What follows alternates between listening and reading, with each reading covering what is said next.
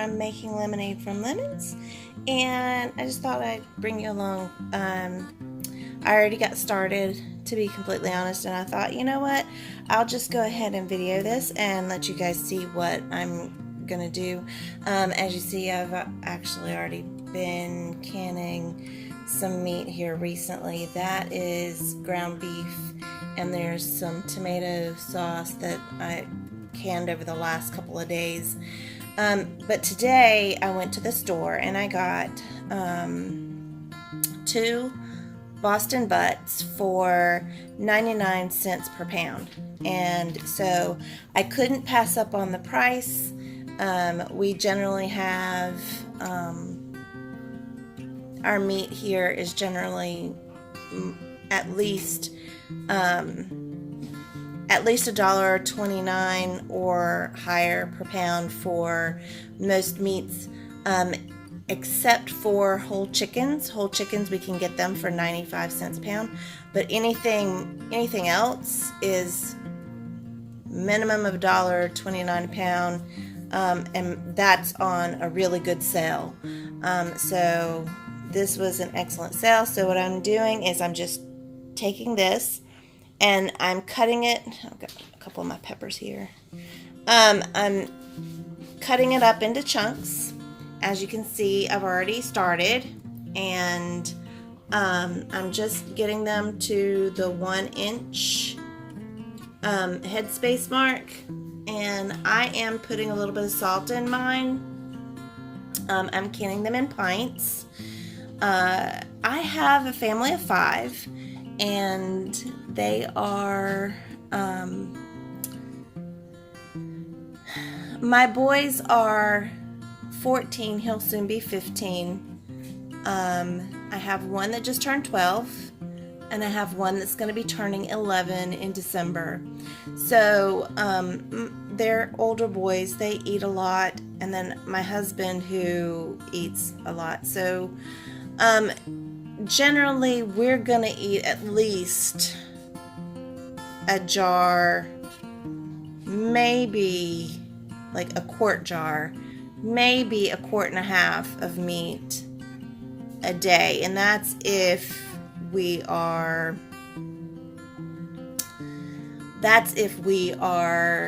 eating it in like a stew or something like that.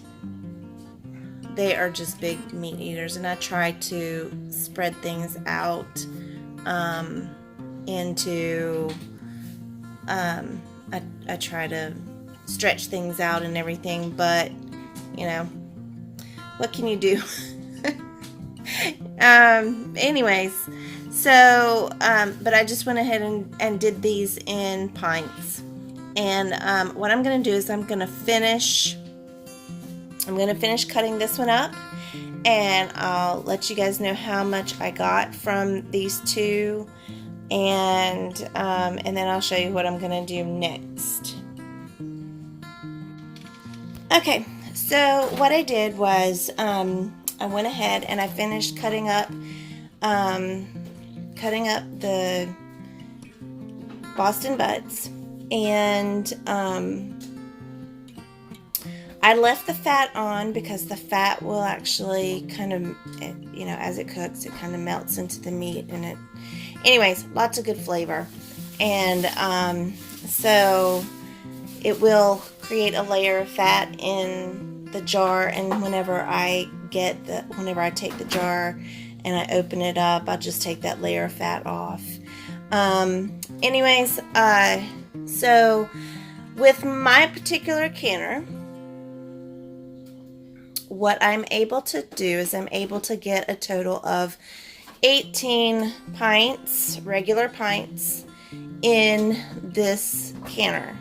So it's a Presto, and 23 quart canner, and so I was only able to get 16 pints, and I would normally go ahead and fill up those other 2 pints with beans or whatever, and I just didn't tonight because I just didn't have time for that, and because it's hitting close to 9 o'clock.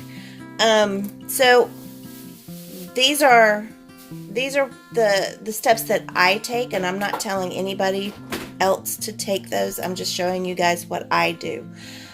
So after because the jars were cold, they had been washed and they were cold, and I put the meat in cold. So my canner, the water in the canner was cold. So I have the heat on, and I'm gonna let this get up to pressure. The steam will vent here, and once the steam has vented for approximately 10 minutes, then I will put the little weight, this here, on, and let it get here up to 11 pounds of pressure for 75 minutes. And then once that's done, then I can turn it off and let it cool down. And once it cools down, this has to drop. So it has to completely come down to zero pressure, and this has to drop. Once this drops, then I'm gonna let it cool off a little bit before I open it up, and then I'll show you guys what they look like after that. Okay, so after I let the pressure come down, then I took the jars out, and if you can see, that's what they look like. And like I said, I raw packed, of course, but there are people who like to cook it a little bit beforehand, and I do that with my chicken because of my family, but for the beef and pork, I just always raw pack it. And then so what I'm going to do is, they all sealed, and I'm going to wipe the jars down and everything, and then take them and put them into our pantry and put them up. But this, if you look, Bella and her bone on our tile floor. If you see, this part right here is going to be the fat, and once it cools down, it will solidify, and then all I have to do is just, whenever I pop the top on that, is just take that layer of fat off, and then this we can use for, I can pull it out for making pulled pork, or I can use it for like a pork roast type thing, or whatever recipe I want to use. I had just a tiny bit of siphoning on a couple of these. It wasn't much, because there was a little bit of liquid on the top of some of the jars on the top rack. That's the only reason I know that I had a little bit of siphoning on a couple of them. But this one was probably just that's just the amount of fat that there was.